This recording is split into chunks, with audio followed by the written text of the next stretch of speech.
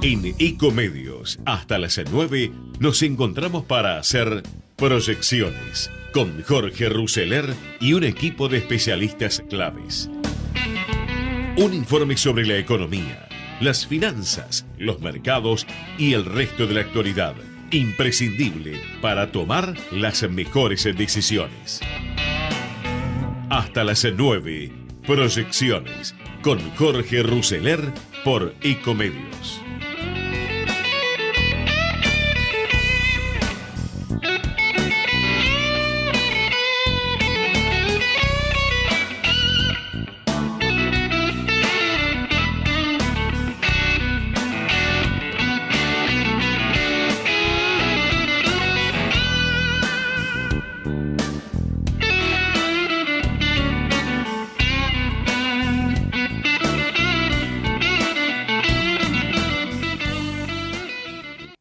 Hola, buenas noches.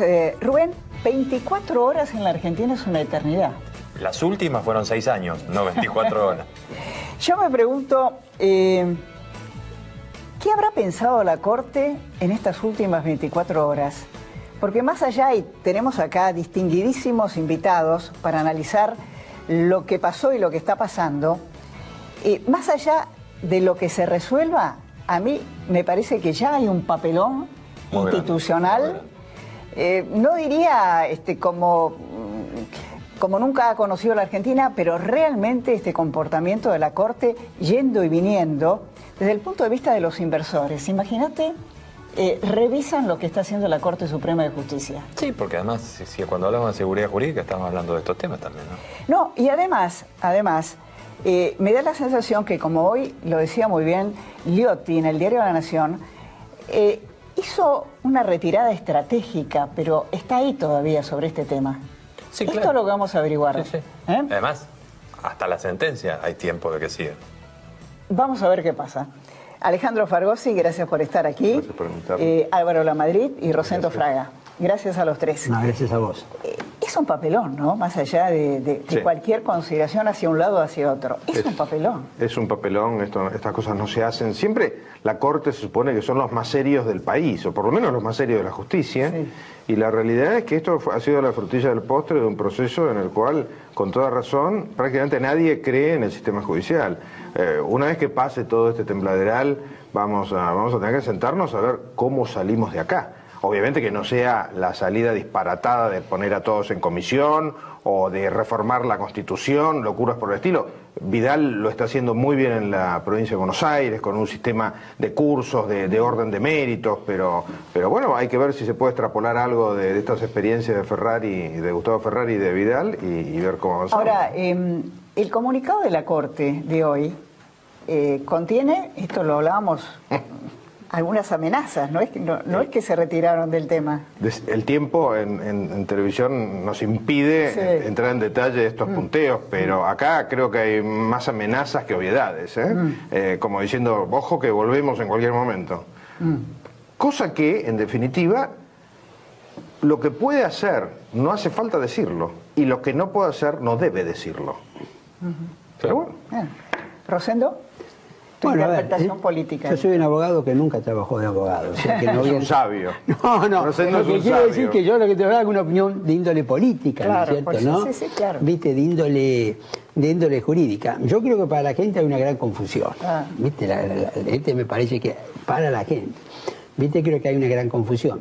Y desde el punto de vista de la política, yo creo que hay, bueno, voy a hacer un razonamiento un poco cínico, pero da la impresión de que, que cuando los gobiernos empiezan, la justicia los acompaña. Cuando los gobiernos se empiezan a complicar, la justicia empieza a tomar distancia. Insisto que es un razonamiento un poco cínico.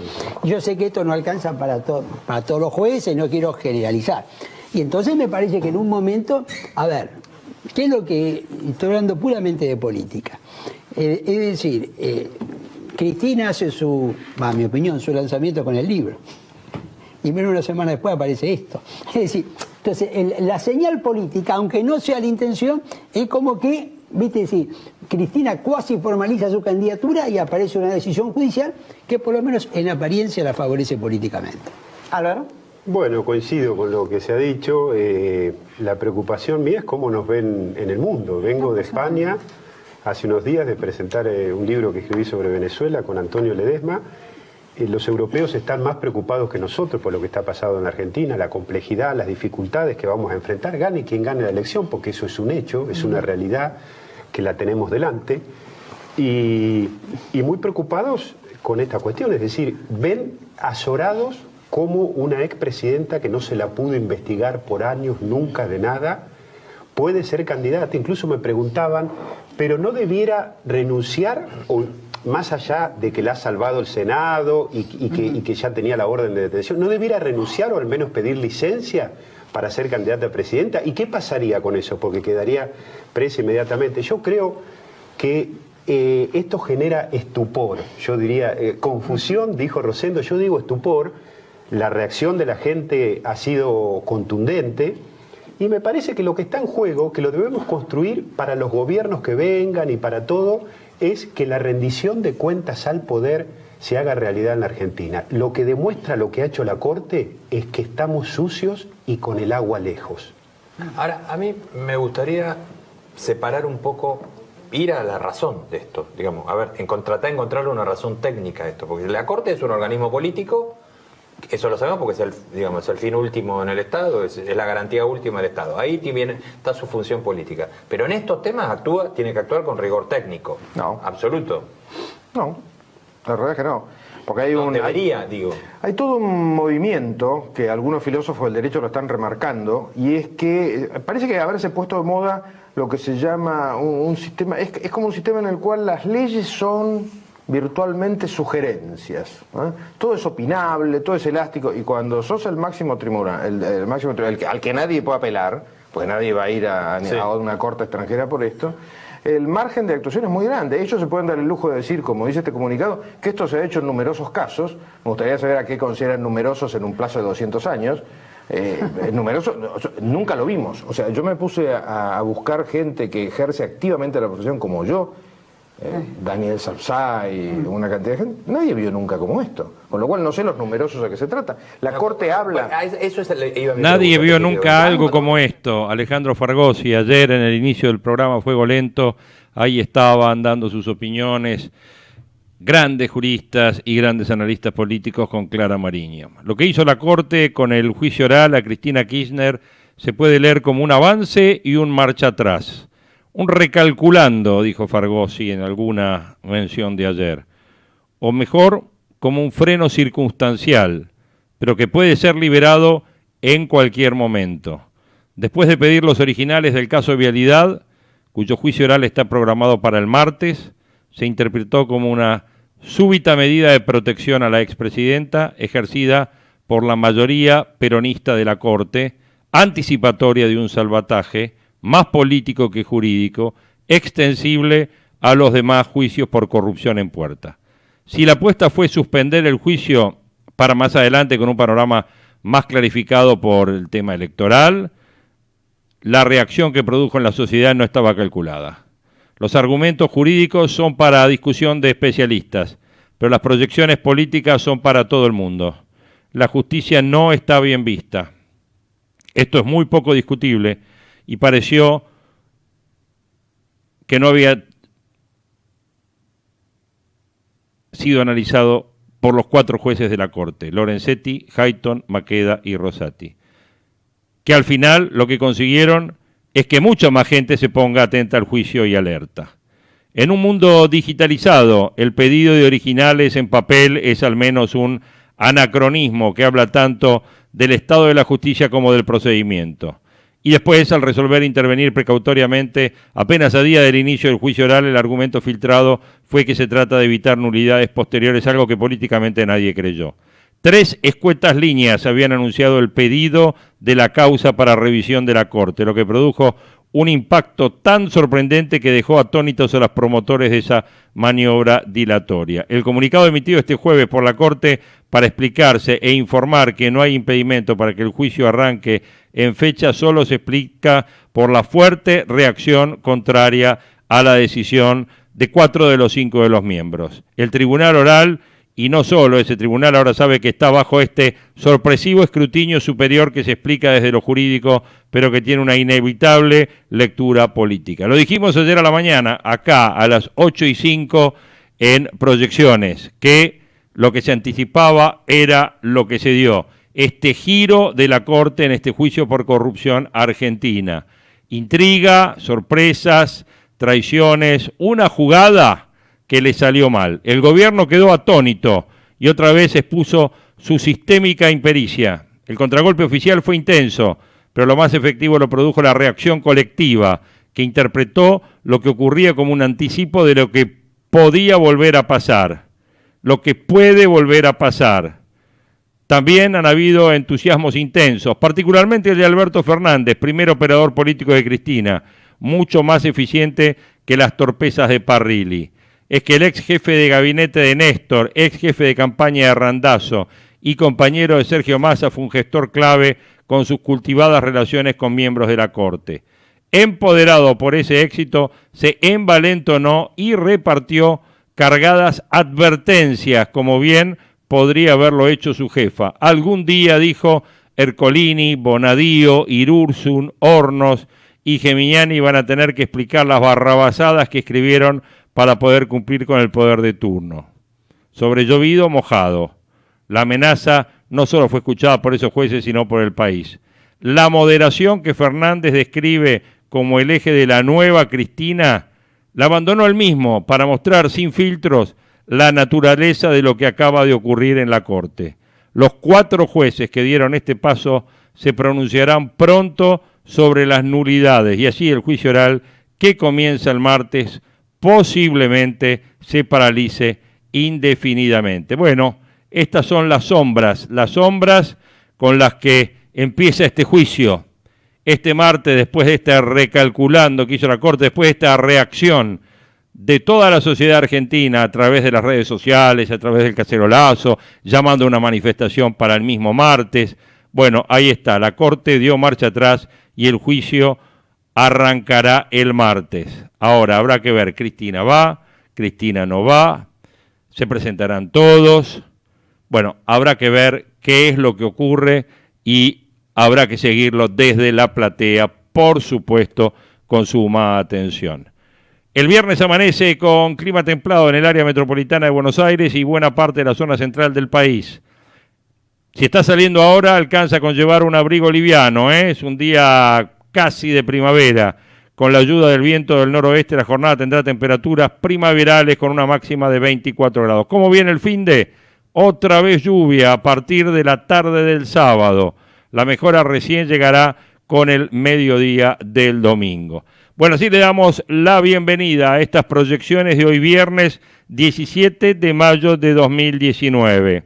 ¿Qué tiene como temas principales? Dijimos que la Corte dio marcha atrás y el juicio contra Cristina arranca el martes, que el radicalismo avanza con un plan para pelearle a Macri la candidatura en las PASO, que Boca sufrió pero tuvo más puntería en los penales, volvió a empatar sin goles con Vélez, pero se impuso 5-4 en la definición. Mauro Zárate gritó el suyo y provocó un revuelo. En las semis de la Copa, el Genei se va a jugar con Argentinos, que sacó a Gimnasia del torneo. Cae una banda de funcionarios y le secuestran yates, autos de alta gama y motos de agua. Operaban con 600 tarjetas de débito de personal jerárquico del Ministerio de Educación bonaerense y se enriquecieron con millones de pesos destinados a la carga de combustibles de autos oficiales. Jaguares dio el golpe, hoy a la madrugada y logró un histórico triunfo en Nueva Zelanda. La franquicia argentina le ganó de visitante 28-20 a los Hurricanes, un duro equipo que cuenta con varios All Blacks. Ahora es líder de la Conferencia Sudáfrica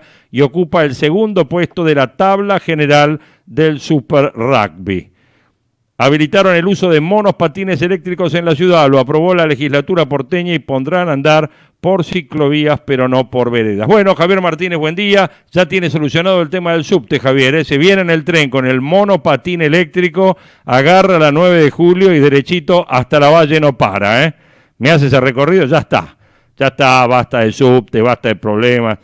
Me gusta la reta, solucionó el problema del subte con el monopatín eléctrico. Ahora todo el mundo en el monopatín eléctrico se va a complicar la gente que viene por las autopistas, todo eso, ¿no? Con el monopatín eléctrico. No, lo que nos van a llenar son todas estas calles peatonales de acá, sí, eso ya me lo imagino, con monopatines eléctricos. Bueno, 8 horas 21 minutos, 16:07 la temperatura, 16:07 la sensación térmica. Momento de presentar los títulos. Dale, Javi. Las proyecciones de los títulos que serán noticia.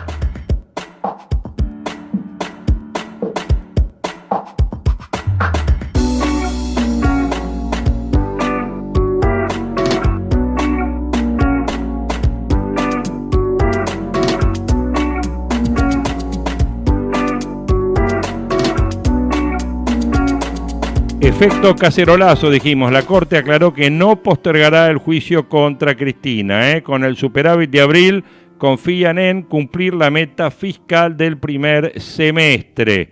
Las cuentas públicas registraron el mes pasado un superávit de 500 millones gracias al aporte del Fondo de Garantía, las retenciones y el ajuste del gasto. Así, ya acumula un saldo favorable de 10.846 millones, la mitad del objetivo de los 20.000 millones comprometidos con el fondo para el primer semestre. Los analistas estiman factible alcanzarlo, pero prevén que será más difícil cumplir en la segunda parte del año. Hacienda logró canjear 1/3 del bono dual que estaba en manos privadas. El Ministerio colocó ayer casi 54.000 millones de pesos en las nuevas letras del Tesoro atadas al dólar. ¿Se acuerdan las que las hablamos en la semana, la que hablamos el día martes, el miércoles hablamos con Sardans? Bueno, la novedad de la emisión era que se podía suscribir en especie con el bono dual que vence el 21 de julio. En total, lograron canjear 43.229 millones de ese título, de los cuales hay que pagar 98.000 millones, o sea, cerca de la mitad.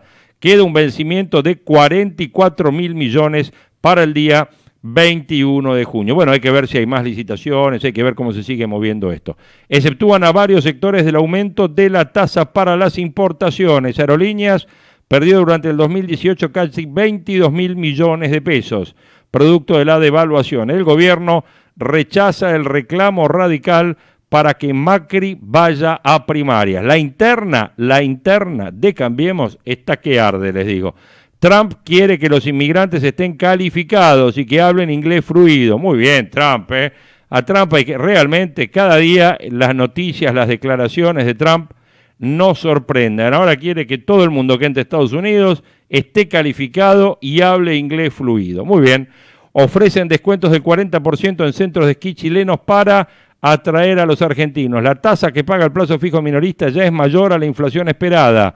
Con el sistema de colocación para no clientes se superó la tasa del 50 y así pagan hasta 4,6% en 30 días, bien por encima del 3,2% que es la inflación esperada para este mes. En abril la expectativa era de 4 y la tasa rendía 3,5. Juicio a Cristina. Macri celebró el giro de la Corte y lo atribuyó a una reacción de la gente. La expresidenta deberá sentarse el martes en el banquillo de los acusados. La Corte volvió ayer sobre sus pasos y comunicó que el juicio contra Cristina por maniobras de corrupción en la obra pública puede comenzar el martes próximo. El giro causó satisfacción en el gobierno después de 36 horas de polémica. Macri se pronunció anoche con un fuerte mensaje en el que consideró que la indignación social había sido el motor de la decisión de los jueces. Hubo una reacción colectiva, la gente ya no quiere cosas raras, dijo en alusión a las quejas en redes sociales, cacerolazo el miércoles y el proyecto de convocar a una marcha de protesta. El Tribunal Oral Federal número 2 envió ayer el expediente completo al Palacio de Justicia, pero poco después la Corte emitió un comunicado para aclarar que el pedido no suspendía el juicio como se había interpretado el martes. Un repliegue táctico que anticipa nuevas tormentas. Ganará quien sabe cuándo luchar y cuándo no luchar. El repliegue que ensayó la Corte Suprema pareció inspirado en las enseñanzas de guerra del general chino Sun Tzu, porque si bien actuó ante la fuerte reacción adversa que generó su intervención en la causa de vialidad, también está claro que no se apartó del tema, por el contrario, dio señales que se trató solo de una decisión táctica. Bueno, superávit de 10.846 millones en 4 meses, ya dijimos, el gobierno ya logró la mitad de la meta fijada con el fondo, lo que implica que no incluye la deuda. multan a padres de alumnos por amenazas de bomba. 1.000 padres de estudiantes de escuelas de provincia deben responder por las amenazas de bombas falsas hechas por sus hijos el año pasado. Bueno, taxistas contra los controles en Aeroparque. Dijimos de la interna de Cambiemos, del pedido de los radicales para tener elecciones en las PASO, una elección ampliada, una PASO ampliada. Bueno, ¿quién estuvo hablando del tema? Estuvo hablando del tema y de todos los temas políticos y el momento político el señor Marcos Peña, ayer en TN Central. Lo escuchamos. La importancia de estar en el camino de ratificar Cambiemos como proyecto político. Estamos a pocas horas de la convención de la coalición cívica, a pocos días de la convención radical, y hay un consenso muy fuerte de la idea de revalorizar y redoblar la apuesta en este espacio político que ha venido a aportar una perspectiva distinta, una opción de gobierno, una opción de poder con valores, y eso es un primer paso que es muy valioso. Segundo, a nuestro entender, la incuestionable liderazgo de Mauricio Macri en ese ámbito, en esa coalición, no solo por ser presidente, sino por ser uno de los impulsores de la creación. Y claramente nosotros creemos que el camino natural es que Mauricio Macri sea candidato sin internas para revalidar el mandato de cambio que la sociedad le dio hace 4 años, y ese creemos que, como dijo Alfredo también, eso es el plan A. Dentro de eso, estamos a 35, 36 días del cierre de lista. Lo que decimos es, dentro de Cambiemos podremos analizar cualquier alternativa. Hoy por hoy no hemos visto ningún argumento que nos indique que eso tendría una lógica, pero de por sí, por definición, Cambiemos tiene la posibilidad de discutir lo que sea. ¿Y por qué la lógica sería candidato sin interna? Bueno, en general un presidente queremos que no se lo somete a una interna, más cuando va a revalidar el liderazgo en una elección. Pero entendemos que hay argumentos de quienes creen que sí. Bueno, es una discusión abierta y válida. Así como algunos lo plantean, también la necesidad de que Cambiemos busque acordar con otras fuerzas. Bueno, son todos debates válidos. Pero lo que nos parece central, ante todo, es el cuidado y el valor central de la figura presidencial y de lo que representa él en términos de liderazgo de Cambiemos. Le hice una pregunta. Hace unos años en TN dijo, si somos gobierno no vamos a evaluar. Se evaluó. ¿Por qué se equivocó? Ahora, claramente nosotros planteamos también que íbamos a un tipo de cambio flotante. Y el tipo de cambio flotante uno no devalúa. Lo que ocurre es que el mercado te lleva a situaciones de evaluación, que no es lo mismo. Pero no es menor, porque no estamos acostumbrados en la Argentina a vivir con el tipo de cambio flotante. Es uno de los deberes que nos debíamos, valga la redundancia, en la Argentina, que los restos de los países de la región lo habían resuelto hace tiempo. Y claramente nos excedió en los pronósticos la falta de competitividad de nuestra moneda y lo que ocurrió centralmente en el pasado. Pero me parece que claramente en esto subestimamos, al igual que su producto natural, que es la inflación, lo que era la capacidad que íbamos a tener de llegar a la otra orilla en términos de una estabilización macroeconómica sin sobresaltos.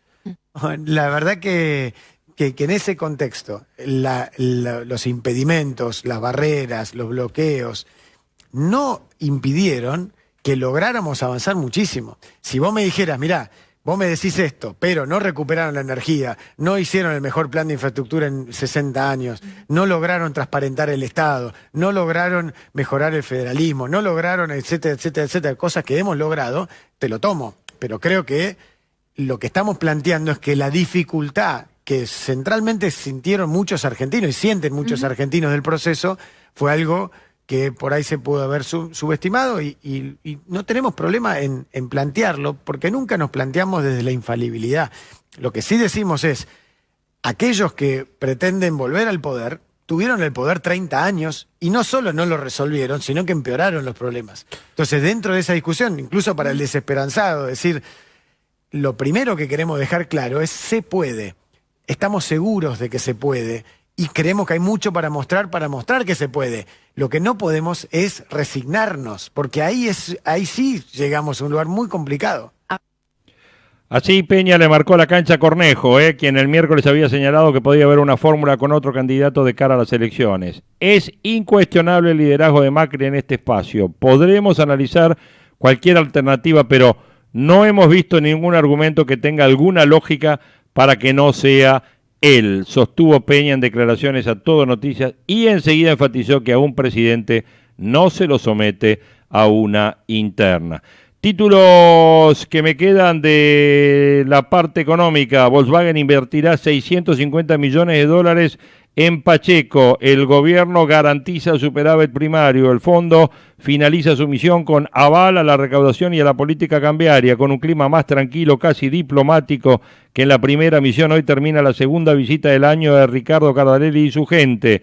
En los últimos días dio un guiño al mecanismo con el que el Banco Central piensa utilizar el dinero del organismo para controlar el dólar, al menos hasta el periodo que va de la PASO a las elecciones de octubre. Se confía además en que la recaudación le va a empatar a la inflación. Con esto no habrá problema para que en junio se apruebe el desembolso de 5.400 millones y que el país no entre, al menos este año, en ningún problema con el pago de la deuda. La Corte retrocedió y dijimos, y ya no va a haber juicio. En La Pampa el PJ apuesta por otro triunfo rotundo. Elecciones en La Pampa el próximo fin de semana. El peronismo unido le gana a cualquiera. Diálogo con el candidato a gobernador por el Frente Chubutense, Carlos Linares.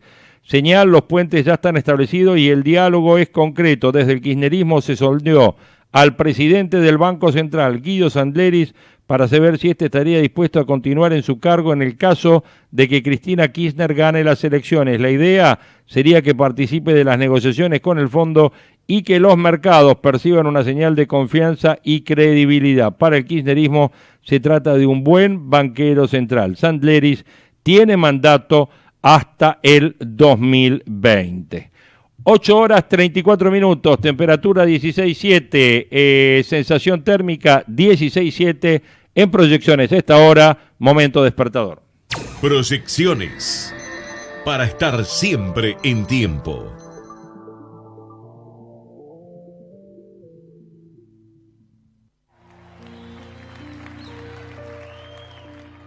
Unbreak my heart, say you love me again, undo this hurt you caused when you walked out of the door and you walked out of my life, uncry these tears, I cried so many nights, unbreak my heart,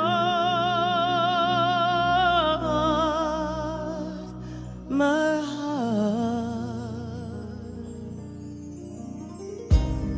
Don't leave me in all this pain, don't leave me out in the rain, come back and bring back my smile, come and take these tears away.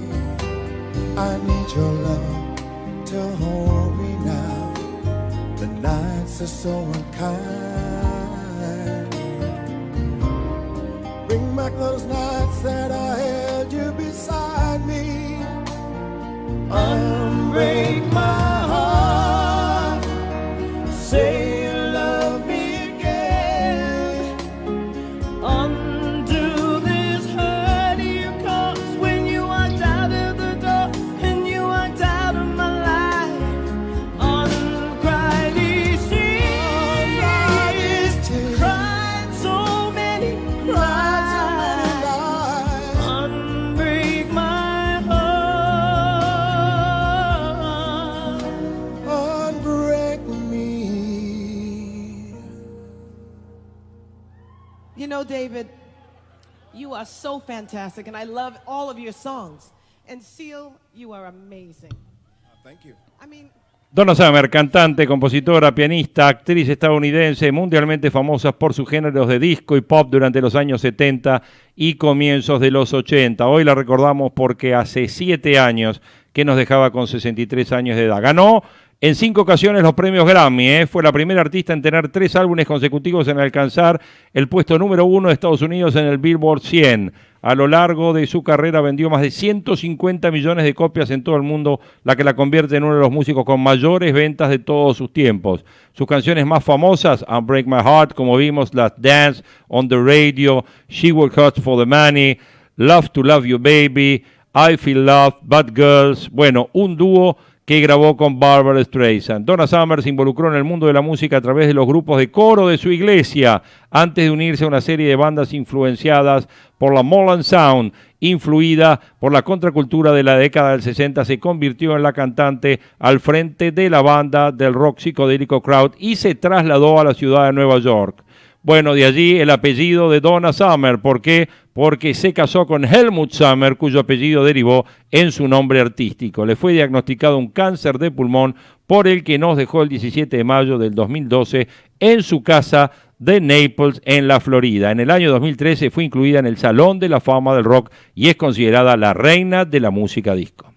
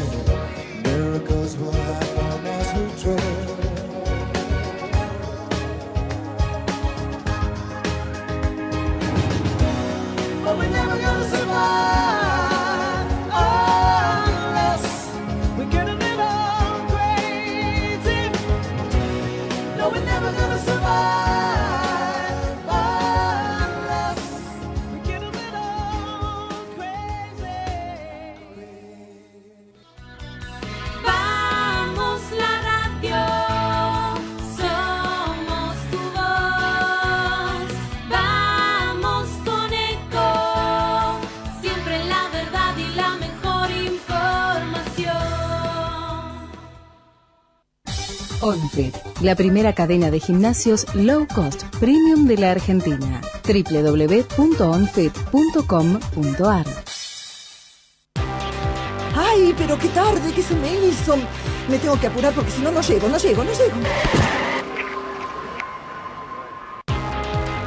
No. ¿Pero seguro? ¿Qué problema? Bueno, vamos a encontrar una solución. Bancame ahí que en 2 minutos estoy con vos.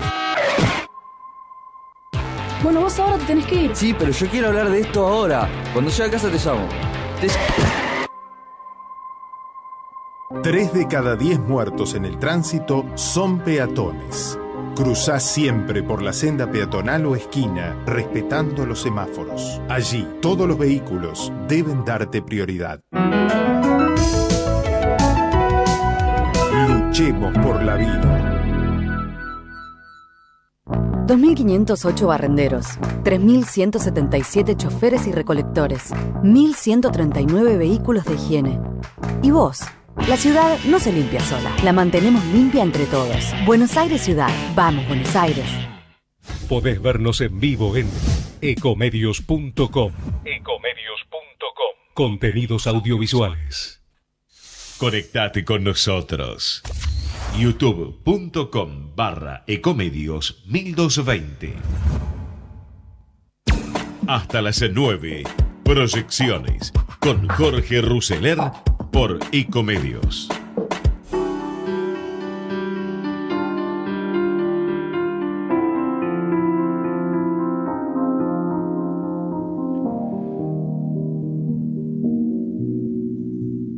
Título de Infobae a esta hora. Jaime Durán Barba se fue del país y el gobierno vuelve a medir el humor social en medio de la crisis que atraviesa Cambiemos. La Casa Rosada dejó el análisis del escenario electoral en manos de un psicoanalista español. Por ahora Mauricio Macri buscaría la reelección y esperan que Cristina oficialice su candidatura en un mes. Anoche había versiones muy fuertes de que Cristina se bajaría de la candidatura, cosa que el señor Hugo Grimaldi descarta totalmente. El señor Grimaldi, después vamos a juntar los porotos el 22 de junio, Pero bueno, señor Grimaldi, ahora el señor Federico Mayol en Infobae está diciendo que el señor Durán Barba se fue del país y que el humor social en medio de la crisis que atraviesa Cambiemos lo dejó al análisis en manos de un psicoanalista español, Bueno, dice, el gobierno no está dispuesto a cambiar su plan original. La crisis política y económica por la que atraviesa no parece alterar por ahora la búsqueda por la reelección de Mauricio, a pesar de los insistentes reclamos de un sector del radicalismo que despliega desde hace semanas una estruendosa pirotecnia verbal de cara a la convención del lunes 27. Bueno, Vamos a ver qué pasa en la convención del lunes 27. 8:41, 16:07 la temperatura, momento que en Proyecciones empezamos a presentar una nueva etapa, un nuevo ciclo, un nuevo miniciclo dentro de nuestro programa. Vamos con la presentación. Proyectando la historia con Oscar García Massa.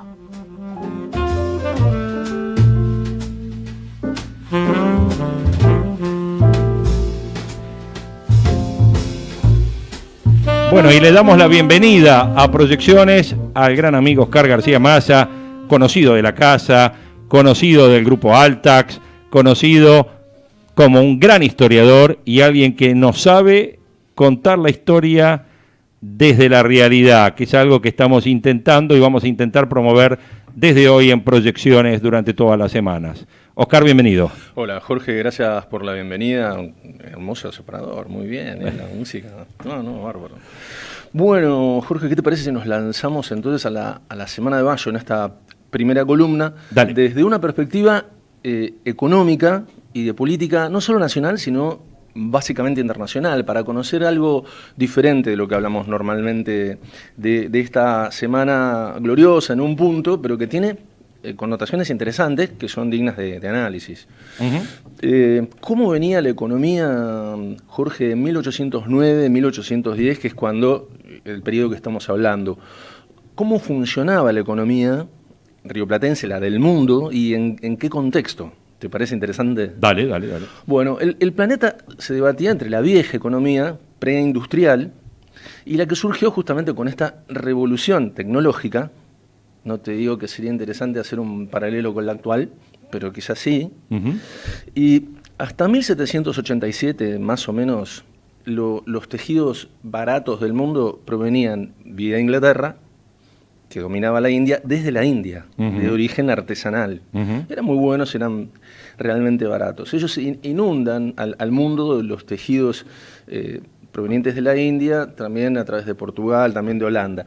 Pero cuando llega la sucesión vertiginosa de inventos relacionados con la industria textil, esto cambia drásticamente. Hay un aparato que es de los primeros, la lanzadera volante, reemplaza a varios obreros. La Jenny, que es una máquina a pedal, que es posterior, ya cambia y genera el desempleo para 10, si lo ves desde el punto de vista del desempleo, o desde el punto de vista de la producción. Produce por 10 obreros una máquina. Bueno, imagínate que esto es importante. Ya cuando llega el año 1794, es importante que sigamos un poquito la cronología, las máquinas a vapor de Watts ya llegan a superar en la industria textil al trabajo que hacía un obrero. Uno solo obrero realiza el trabajo de 100. La producción entonces se centuplica. Se dispara la producción, esto en Inglaterra, ¿no? Donde se produce básicamente esta explosión de producción industrial. Entonces, sumando el vapor, la producción masiva se hace posible, inclusive porque para generar el vapor hacía falta carbón. Y el carbón de Gales está a disposición en Inglaterra. Hay menos salario cuando hay más carbón, hay menos salario cuando hay más máquinas y menos capacidad para desarrollarla, posibilidades de desarrollarla como artesanos. Los rieles de hierro hacen que las vagonetas que llevan el carbón vayan más rápido. Siempre más producción.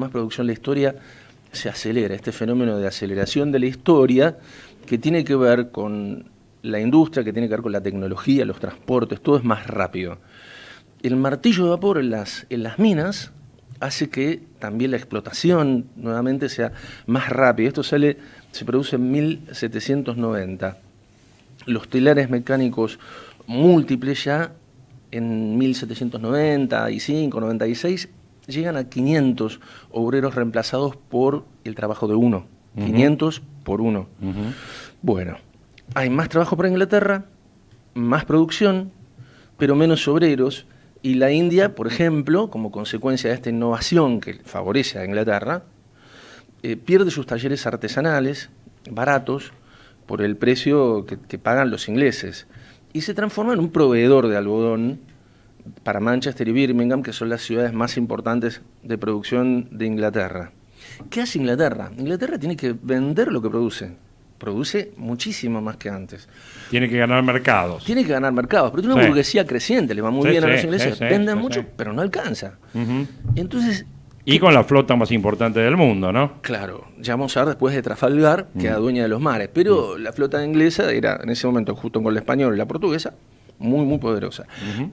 Estados Unidos se había independizado en 1783, a sangre y fuego. 1783. Claro. Sí. Pero produce algodón.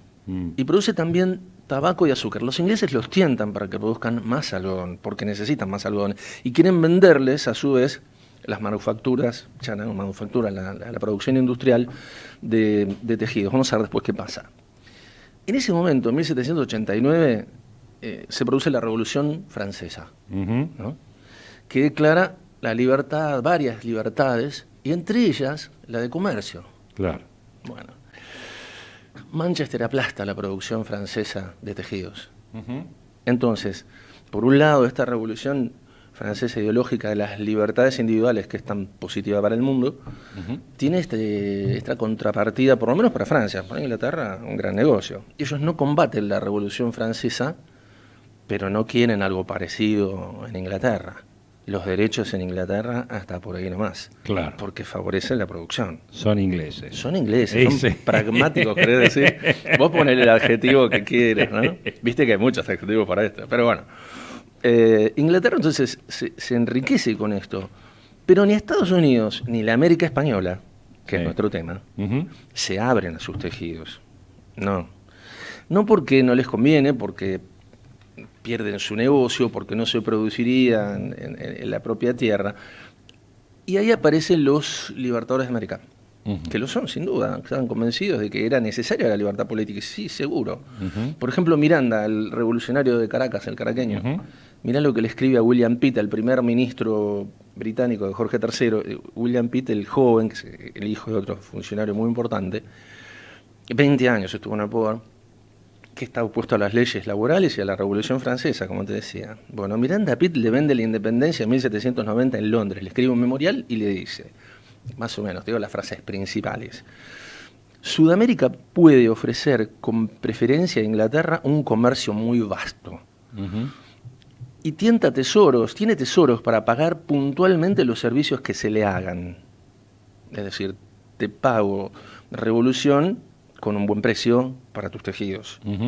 América del Sur espera que, asociándose a Inglaterra por un pacto solemne, ahí se vuela un poco con los pájaros, Miranda, que era muy soñador, con todo respeto y cariño lo digo, estableciendo un gobierno libre y similar, y combinando un plan de comercio recíprocamente ventajoso, de nuevo no entiende con quién estaba hablando, ¿no? Claro. Hábiles comerciantes, ambas naciones podrán constituir la unión política más rentable y preponderante del mundo. Bueno, Inglaterra buscaba la libertad de comercio, hizo un tratado con España, en ese momento de paz, e introdujo los tejidos sin Miranda. Miranda se queda sin revolución en ese momento. Bueno, ¿cuál era el contexto?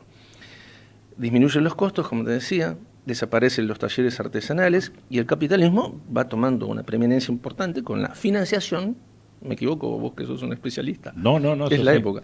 La concentración del capital y la producción, que podemos llamar estándar, en serie, barata, como vos quieras. ¿Qué implicaba, en algunos sentidos, más allá de todos los avances desde ya? Suena a un menú que el capitalismo impuso unas cuantas veces en la historia, te digo. Y sí, es así, claro. Eso es lo que podemos ver, es interesante. Después me podés ver, podés decir en cuántas ocasiones y qué pasa hacia el presente también. Claro, obvio.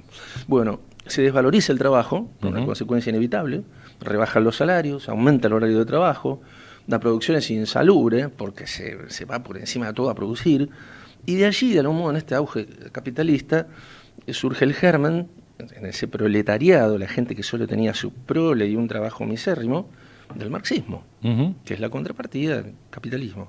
Bueno, esta la Revolución Francesa y su interjuego con este otro tema de la producción. Hay distintas opciones para estos avances. Fíjate lo que decía Castlereagh en un memorial, también un ministro de ellos, y decía que en verdad la forma de acercarse a estas costas no era la forma de la violencia que habían usado, que usan más adelante durante las invasiones en 1806 y en 1807. Casterrack dice, fíjate, y algunos dicen que es la Constitución sudamericana, ¿no? Llevando un poco esto al extremo. Si nosotros nos acercamos a ellos, los sudamericanos españoles, como comerciantes y no como enemigos, podríamos dar energía a sus impulsos locales, a la independencia, y conseguiríamos abrogar las prohibiciones contra nuestro comercio, que imponían los españoles. Claro. Que es nuestro gran interés, el comercio. La apertura de nuestras manufacturas y mercados. Es absolutamente indispensable que nosotros no nos presentemos bajo otro aspecto que el de auxiliares y protectores. Y ahí viene el apoyo que siempre buscan los revolucionarios en Inglaterra. Y viene también la sedición que se daba en nuestras costas a partir de comerciantes ingleses y de espías ingleses disfrazados de comerciantes, que eran políticos también, tantas cosas. Bueno, a esto voy. En 1803, 1804, 1806 se producen conatos de invasión que se producen finalmente en 1806 y el 7 se concretan. Y es más o menos esta época. En 1805, un año antes, fíjate la concatenación de datos que nos llevan hacia el 25 desde esta perspectiva también. En 1805, lo que hablábamos recién, Nelson, el almirante, vence en Trafalgar, cerca de Cádiz, a la flota de Francia y de España.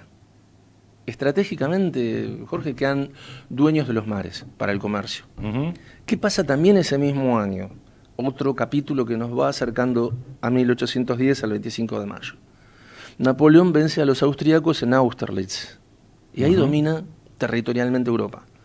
Francia en Europa, Inglaterra en los mares.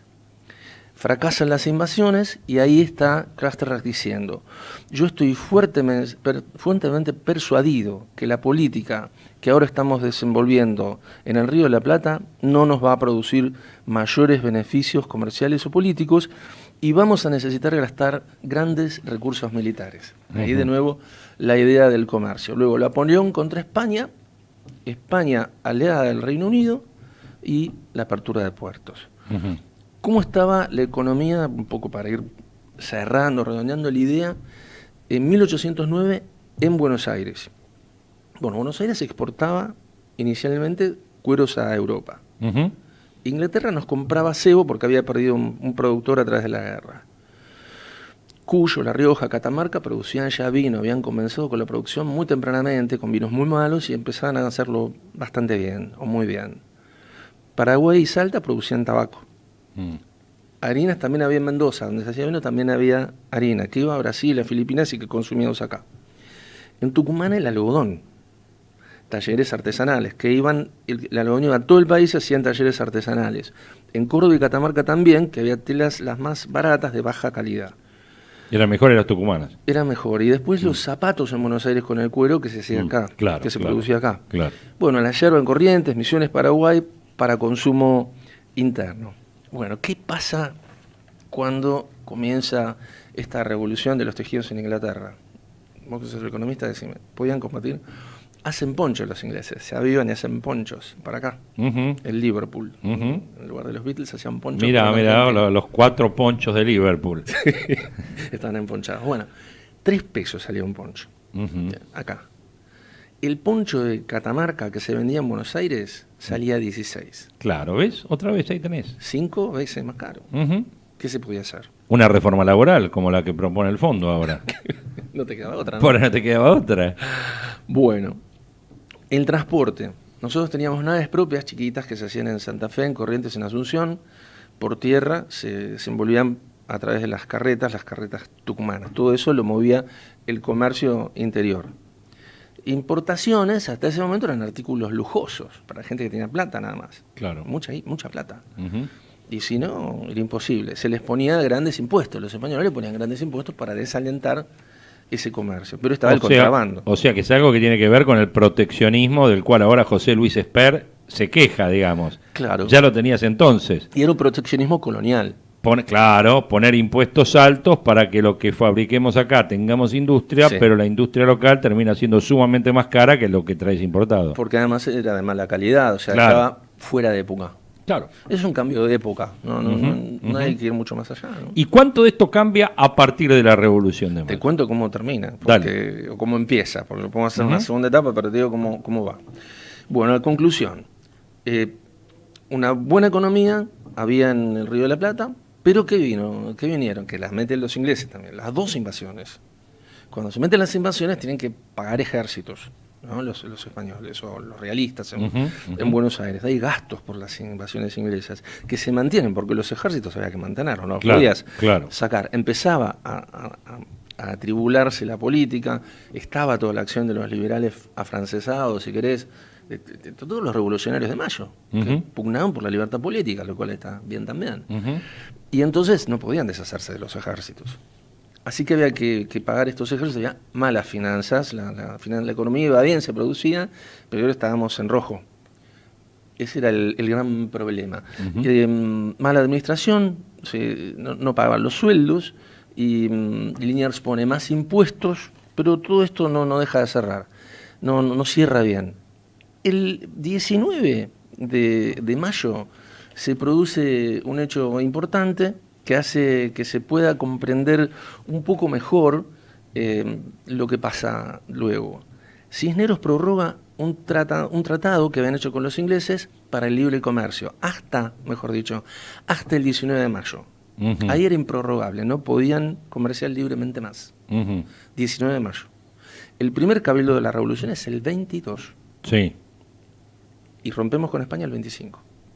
Quizás nos dice algo. O sea que el comercio y la relación del comercio con los ingleses y los intermediarios que tuvieran que ver en todo esto, obviamente son una parte determinante de esta revolución, movida política, digamos. Sí. Si querés ir antes también, la representación de los hacendados de Moreno, que dicen que le hizo Belgrano, que hicieron los dos, representaba justamente a los que producían commodities, ¿no? El agro y la ganadería.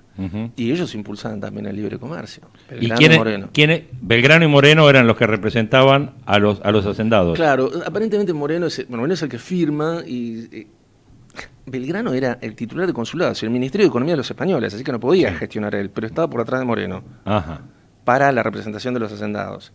¿Cuál era el propósito? Libre comercio. Claro. ¿Qué propugnaba? Siempre propugnó como una actitud de desarrollo Belgrano como fisiócrata, agro y ganadería. Claro. No industria. Claro. Eso coincidía con los intereses británicos. Y entonces, ahora los puntos más importantes, porque yo tengo en cuenta que estamos en vísperas de la semana de mayo, la semana previa al sábado, que es el día en el cual conmemoramos la Revolución de Mayo, que cumplimos un año más, porque acá siempre está el tema de a partir de cuándo se festeja el Día de la Patria. ¿El Día de la Patria es el 25 de mayo o el Día de la Patria es el 9 de julio? Y yo soy de la idea, no sé si vos compartís, que la patria se forma entre 1810 y 1816. Sí, exactamente. En 1810, después lo dice Monteagudo, Belgrano, Saavedra, eran 9. Claro. El resto de la sociedad no estaba metida en estos temas, es la verdad. Hay un grupo de chisperos que comanda French, levantan gente, no te digo que no. Pero era un pueblo muy conservador. El ser revolucionario era ser sedicioso. Y era un grupo de intelectuales que lo llevaba adelante. 2 años después se queja Monteagudo y dice, ahora son un montón. Pero cuando nosotros hicimos esto, él llega un poco después de 1810, estábamos nosotros solos. Hay muchísimo dolor en ese sentido, porque realmente no les acompañó nadie, porque era una revolución de élite. Claro. No la estoy descalificando, fue un hecho importantísimo, la libertad política, nada menos. Y sí, se consolida en 1816, ya habían pasado años de lucha, de guerra contra los realistas, se había tomado conciencia, la gente pensaba diferente, pero de todas maneras, cuando Belgrano sube al norte se encuentra con una enorme resistencia. Recién cuando llega a San Martín, que maneja mejor las cosas, un gran militar, puede ir manejando la situación, y Belgrano le dice, no rompa con la cultura. Claro. Sea un poco más católico frente a la gente, claro. Porque nosotros había una mirada social hacia los revolucionarios, particularmente en el norte, por la influencia de Castello y de Monteagudo, que eran verdaderamente muy agnósticos, muy anticlericales y hasta hicieron una misa en broma. un rechazo muy grande hacia ellos. Así que sí, la libertad política comienza en el 25, pero es Buenos Aires, que como capital del virreinato impulsa esa libertad hacia el resto de las provincias, pero tuvo que mandar una expedición auxiliadora. ¿Y qué fue de la vida de Cisneros a partir de ahí? Cisneros, bueno, te cuento lo que pasó. Cisneros era un grande de España, no se descubría frente al rey, era un noble. Había tenido una actividad militar muy importante y la tiene luego también. Primero termina en España de nuevo y pide volver cuando se produce la restauración de las monarquías a posteriori a la caída de Napoleón. Él quiere volver acá, quiere volver llevando adelante una flota. Lo terrible es la forma en que se va. ¿Y por qué el resentimiento de Cisneros? Cisneros fue un hombre de un comportamiento muy mesurado como funcionario colonial, muy prolijo, muy respetuoso del asesoramiento de Belgrano, que le pide que abra el comercio, y de hecho lo abre un poco gracias a él. Castelli, cuando se produce el 25, lo manda a apresar de noche, y se queja mucho en sus memorias Cisneros de Saavedra, que era militar y con el que tenía una relación fluida, a pesar de las diferencias, de que se queja Cisneros de que no lo protege de lo que le ocurre. Un buque pirata, si querés decir, contrabandista, que había sido retenido en balizas, lo contrata el gobierno de Buenos Aires para que lo lleve a Cisneros a España.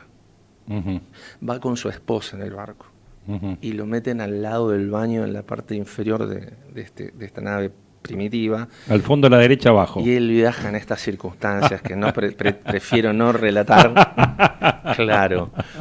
Sí, con los aires de la revolución que para él no eran muy buenos. No eran buenos en ese momento. No, te digo que no. No eran buenos. Y además el antecedente, si querés, para terminar, no sé, ya en la época que era gobernación Buenos Aires, hubo un gobernador, también noble de España, no se descubría frente al rey. Lo mandan para que ponga en regla el cabildo, que era un grupo de contrabandistas. ¿No? Es la realidad. El cabildo era un grupo de contrabandistas. Sí. Sí.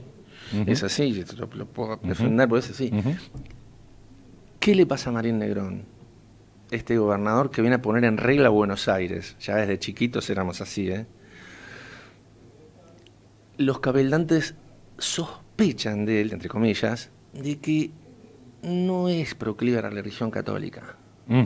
Le hacen un tribunal de la Santa Inquisición, generan dudas sobre lo que era una mentira, ¿no? Sobre su religiosidad católica, y lo mandan a España. También en un buque pirata que él había detenido en baliza, pero no tiene él la misma suerte que tuvo Cisneros. Lo tiran en la mitad del océano. Mira vos, qué grande. Así éramos. Oscar García Massa, proyectando la historia en Proyecciones, 9:04. Lo tengo al gran Hugo Grimaldi, que me hacía señas por ahí, que decía que él no formaba parte. Que él no formaba parte de estas versiones, de estos rumores de que Cristina se baja. Nosotros venimos de Cisneros a Cristina.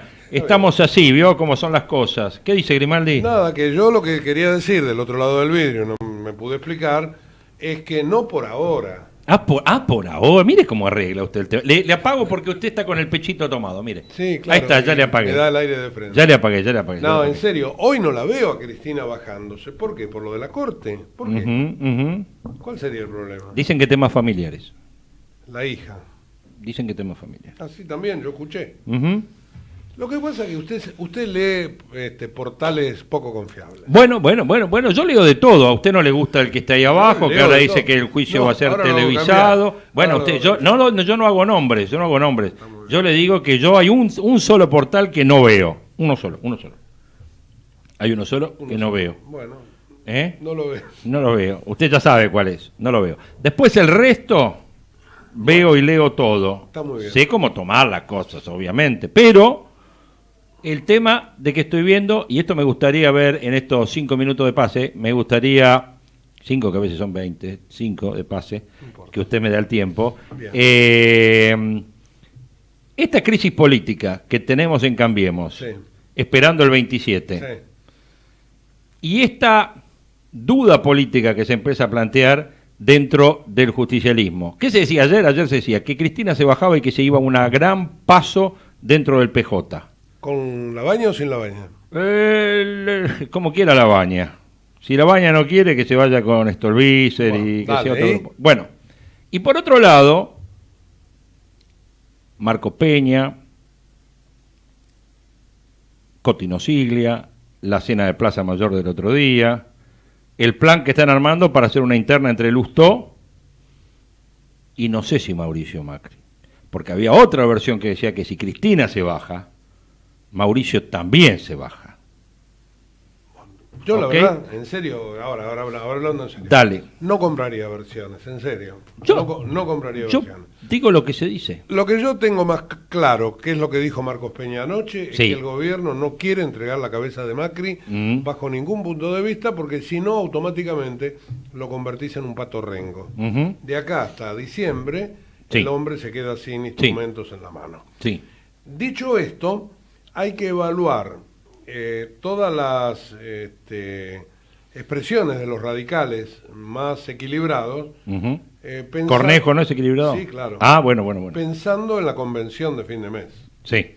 Son mensajes internos más que externos. Ujú. Ayer inclusive escuché, no nos conformamos con un vicepresidente, queremos Sí. ir por más. Sí. Dicen que le preguntaron a Sanz Ujú. y que Sanz dijo no, lo que habría que hacer es, sí, efectivamente, es una paso porque eso consolidaría el espacio, etcétera, etcétera. Ahora, Marcos Peña anoche dice esto. Evidentemente hay tironeos. Frigerio lo había dicho la noche anterior. A mí no me cabe duda que hay tironeos. Mm. A mí no me cabe duda. Pero me da la impresión que por ahora es solo jueguito para la tribuna. Bueno, la respuesta de Macri. Porque Cornejo, ¿qué dijo en la Cámara de Comercio Argentino-Americana? Frente a un selecto, Sí. ¿no? Grupo de tipos que deciden en la Argentina, Sí. ¿no? Empresas americanas, hay un montón, ¿no? Bueno, bancos, empresas, etcétera. ¿Qué dijo? ¿Que Macri puede no ser candidato? No me recortes las declaraciones, ¿eh? No, dijo, yo lo escuché todito, que Macri puede no ser candidato, Sí. que quieren una paso ampliada, Sí. que Cambiemos terminó, que habría que cambiarle el nombre a Cambiemos, Sí. porque Sí, dijo. ellos quieren la incorporación del peronismo. Que podrían participar de esa paso, hasta hizo nombres, Urtubey, Pichetto, Massa, Schiaretti. Entonces, me compran todo lo que yo dije ayer. Todos dicen. Está muy bien. ¿Correcto? Bien.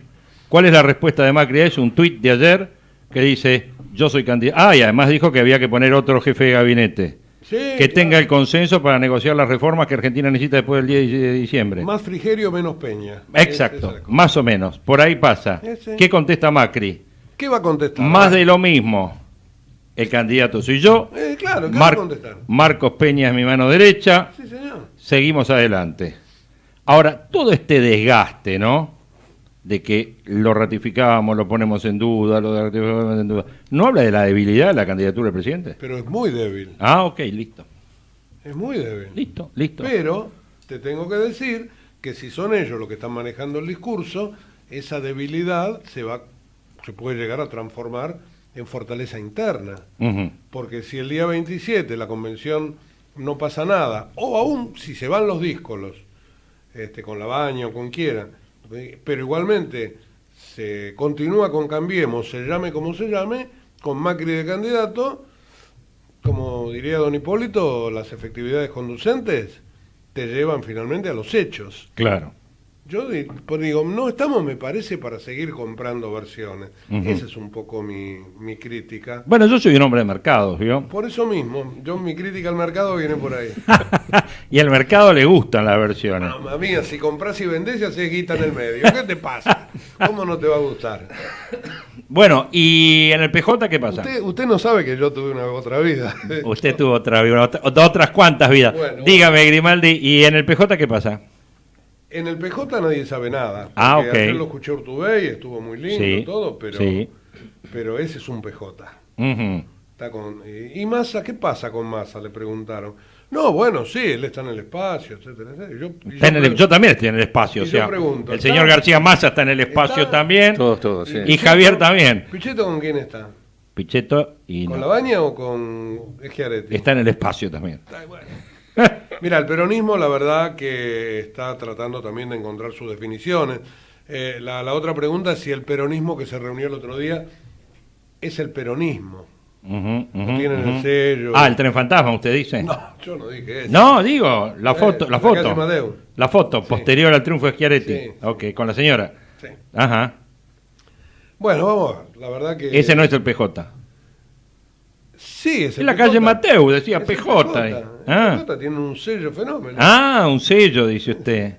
¿Y cuáles son las fechas importantes que tenemos que tener en cuenta? Porque ahora tenemos el domingo elecciones en La Pampa. ¿Importante? No. Bueno, se sabe que Berna. obviamente ganará Berna. Correcto. No cambia demasiado No, el perímetro. página ahí. 12 va a poner 9 al hilo. Claro. Nada Lógico. más, nada más que Lógico, nada más que eso. No tiene la importancia del triunfo de Schiaretti el domingo. No, lo de Schiaretti fue una cosa fantástica para el peronismo, pero para el peronismo federal, ¿no? Perfecto, por eso digo, lo del domingo con La Pampa no es tan importante. No. Después que ya nos vamos al 27 como fecha importante, No lo tengo. que es la ahí. convención radical. Ah, sí, el 27 de la Convención Radical. Claro. Acá en Parque Norte. Claro, ya vamos al 27. Y antes pasamos por el 21, que es el martes, que es en el Salón AMIA, ahí el juicio a Cristina. Sí, ahí hay todo un culebrón con esto que nos va a obligar a Rafael y a mí a revisar un poco conceptos, ¿no? Ujú. Porque hasta ayer habíamos elucubrado un análisis sobre el escenario Ujú. judicial Ujú. y ayer la Corte lo volvió a cambiar totalmente. Yo le dije a la mañana que se daba vuelta, que venía. Me acuerdo que Sí, sí. que venía algo, un cambio, Ujú, etcétera, ujú. etcétera. Sí, Pero recalculando. Lo que pasa es que la Corte está manejado por gente que no es la gente que anda con el telefonito, ¿vio? ¿Qué edad promedio tiene la gente de la Corte? 70 y algo. Perfecto. No, un poco menos. Ahí. Pongamos 70. Sí. No andan con el telefonito. No, claro. Y el telefonito lo que dio es un documento de 200.000 firmas, que prácticamente se hizo en 3 horas, pidiendo una llamada a una marcha multitudinaria el martes y además el cacerolazo. Entonces, ¿cuál es la reacción? Y eso no lo promovió ni Clarín ni La Nación, lo promovió la gente. O sea, hoy por hoy, y ellos van a pedir en un momento de digitalización de papeles, hoy lo dice Kirchbaum muy bien. Fotocopia. Fotocopia. No lo leí, pero está Pero bien. es así. Está bien reflexionar. Es así. Pero bueno, la verdad que la Corte de ayer me dejó con la boca abierta. Ujú. Los que manejaron la cosa allí fueron Lorenzetti y Rosati. Ujú. Fueron ellos los que finalmente dieron la cara pidiéndole al Tribunal Oral Federal los papeles, Ujú. porque lo del otro día había sido una verdadera paparruchada. Sí, Ya 3 que renglones. esa palabra te gusta Sí, tanto. sí, Lo habíamos dicho con Rafael. Paparruchada es un tema histórico ya. Sí, sí. Muchas lo paparruchadas. en Lo Argentina. habíamos dicho con Rafael. Sí. No tenía firma la resolución. Sí. Sí, no tenía firma, sí, es cierto. está Habían claro. salido en 2 líneas. Ujú. Entonces ayer precisan y todo. Para colmo se equivocan, todo un papelón. Ujú. ¿Y qué dicen? Bueno, mándenos todo la fotocopia, sacamos fotocopia, le devolvemos, pero arranquen igual. Ujú. Y yo no sé si fue por las 200.000 firmas o por... Pero la verdad... Bueno, la reacción, ¿no? Como dijo el presidente. Olvidemos todo eso, sí, olvidemos. Mm. Pero seguramente fue por lo mismo, por lo que el otro día querían inclinar la balanza para un lado, que ahora la inclinan para otro. Porque la política mete la cola donde no debe meterla. Ujú. Y Rosati y Lorenzetti. Lorenzetti son 2 animales políticos, Ujú. Sí, siempre lo fueron. antes que jueces. Ujú, ujú, seguro. Quizás Rosengren también, no sé. Sí, no veo tanto. Pero bueno, es presidente de la Corte, ¿no? Y metió la cola a la política antes de ayer, o el miércoles, o el martes, en realidad, y volvió a meterla ayer. Claro. Así que son hechos políticos los que se han dado. Yo creo que es grave por eso, porque la política es la que está, en todo caso, pasando por arriba de los códigos. Seguro, seguro. Bueno, hay notas muy buenas en Clarín de Claudio Saboya. Sí. Hay que leerla, Ujú. subrayarla Ujú. y ver algunas pistas, Ujú. porque habló con alguien de adentro, pero no tan arriba, me parece, sino de mandos intermedios, ahí en la Corte, en la difusión y en todo eso. Y hay una nota excelente de Jorge Liotti Ujú, en La Nación. el diario La Nación, Sí, la vi. que bien vale leer para que no se explique, cosa que después voy a tratar de hacer con Rafael, qué es esto de las nulidades. Ujú. Porque la verdad que la Corte cree que hay tantos, o creía que hay tantas desprolijidades en la instrucción de ese juicio, que a la larga, el día que se llegue a un fallo, los abogados van a decir, no, esto es nulo, por esto. Claro. Y que la Corte en principio se había querido curar en salud. Claro. Lo que acá no sabemos es si esto significa que finalmente se termina ganando 1-0 o corremos el riesgo de perder 4-1, ¿no? Bueno. ¿No? Es lo que me estás diciendo. Exactamente lo que Está estás bien. explicando. Bueno, programón se viene entonces, señores, ahora con Hugo Grimaldi, Rafael Hasta yo me Saralegui. creo que lo podemos explicar, ¿eh? ¿Eh? Hasta yo me lo acabo de creer. No, estoy convencido de eso. Marcha atrás, recalculando que hizo la Corte y toda la realidad política y económica de la Argentina. Siguen después con Carlitos Clerici. Espera, vos dijiste recalculando y me hiciste acordar una frase que suele decir Ricardo López Murphy. Sí. Porque viste que Ricardo es muy milico. Sí. Reculando en chancleta. Estamos más en frases históricas, el reculando en chancletas. Señores, que tengan un lindo fin de semana. Nosotros el lunes a las 8 estamos haciendo más proyecciones. Chau. Desde Buenos Aires, transmite LRI 224, AM 1220, Ecomedios.